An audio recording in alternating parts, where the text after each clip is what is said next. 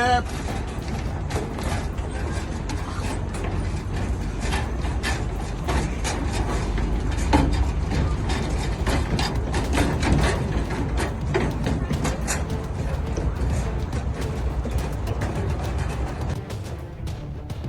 Hello and welcome to another episode of Inside the Ropes with Coach Mario. Coach Mario, owner and head coach of Warriors Pride Boxing Academy here in Miami, Florida.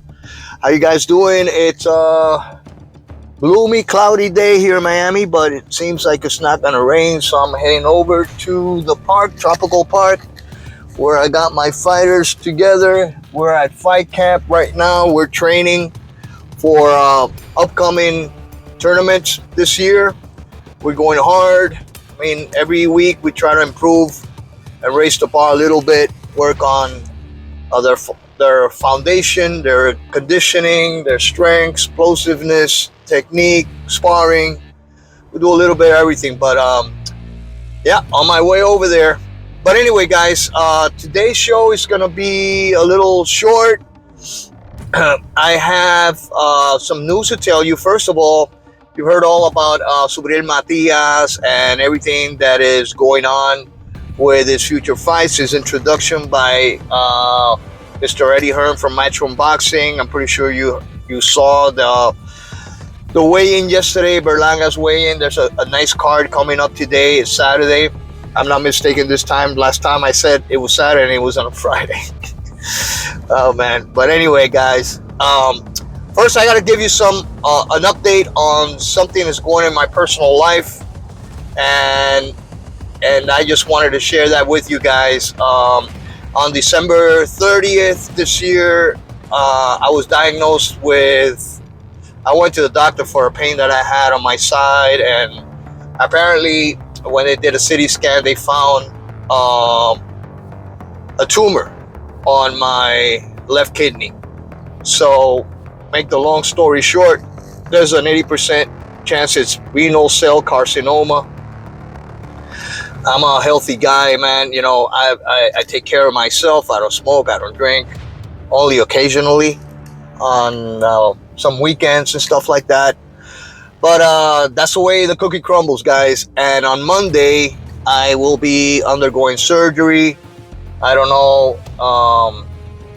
It's a robotic surgery, so it's minimum invasive. Hopefully, they'll be able to take the tumor out, which is 4 centimeters big. The only reason why I'm sharing this with you guys is because I might be out for a couple of weeks, 1 or 2 weeks after trying to recuperate from the surgery. So I appreciate you guys sending good prayers. You believe in God. If not, good thoughts down my way. Hope I recover soon. There's a lot of plans for this year, 2024, that I have, not only for my boxing team, but also for our Facebook group, which is starting soon, and it's already live. So if you guys want to go and try to go to my Facebook group, which is called Inside the Ropes with Coach Mario, just like the name of this YouTube channel, try to like it.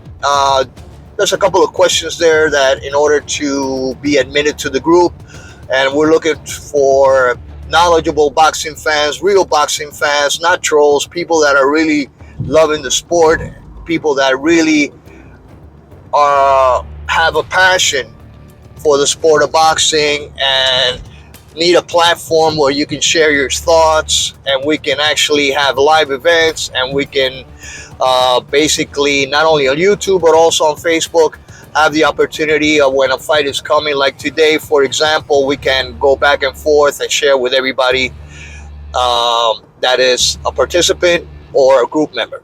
But anyway, go to that group, Inside the Ropes with Coach Mario on Facebook, and join, all right? The really best 140 is here. No Teófimo, Fusi, no Ryan, who is Ryan? No Haney, Chicken, no Rolling. He's a joker and the word known. So, what happened? I'm here. Who going to fight with me? Who? Anyway, yesterday, going to the interview with Subriel Matias, we learned a lot. And one of the things that we learn is something that I actually spoke about in my last episode, which is the possible matchups for Subriel coming up, and his introduction to the media, and by Eddie Hearn, his high praise for Subriel Matias, the plans for matchroom boxing for Subriel are great. He just needs to keep performing and knocking people out, and this guy's going to be a superstar. And Eddie Hearn admitted to that. I believe that he's got to stay busy. The therapy of his hand is going great. Moving forward, I believe he's going to fight 2 more times this year. Confirmed, apparently, Eddie Hearn emphatically said, yes, the next fight is in Puerto Rico in June.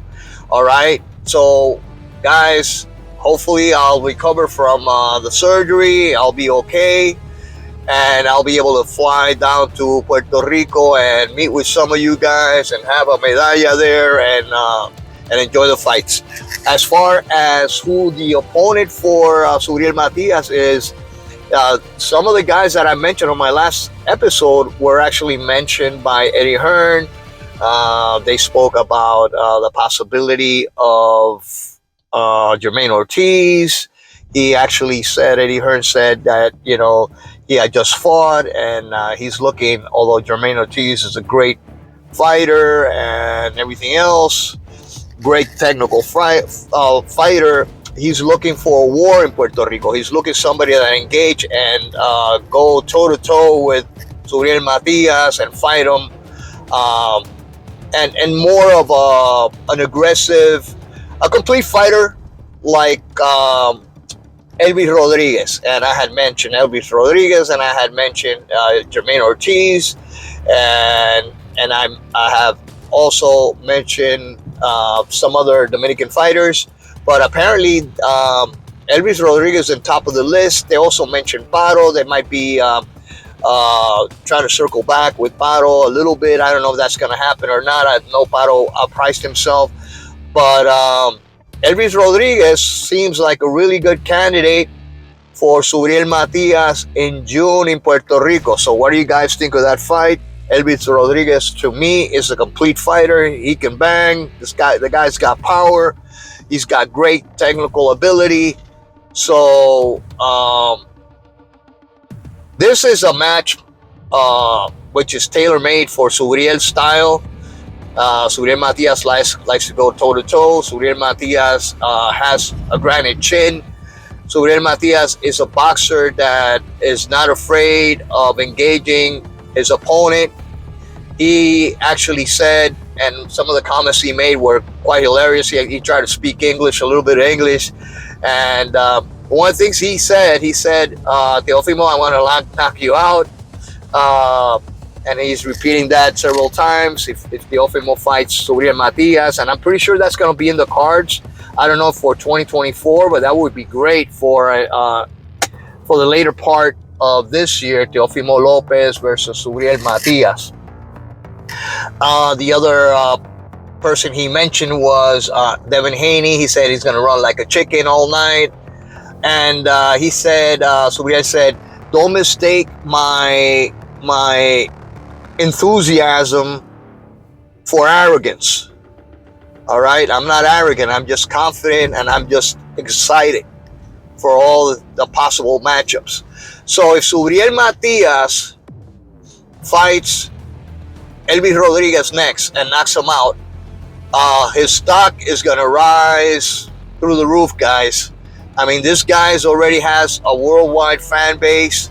I've been saying for a long, long time, one of the first guys I ever mentioned, Subriel Matias, years ago. And you can go back to some of my earlier episodes when I said this guy's going to be champion of the world. This guy's a generational fighter. This guy is something special. And a lot of people laughed. And a lot of people commented and said, you're crazy. He gets hit. He's a one-dimensional fighter. Same shit some people are saying now. But those cries from the those who are the naysayers have been becoming less and less and less as Subriel Matias has been shutting their mouth and telling and showing everybody why this guy is a force to reckon with. All right? The reason why Teofimo Lopez does not face him, although he said he's so easy to beat, Puerto Ricans are so easy to beat, is because he's scared.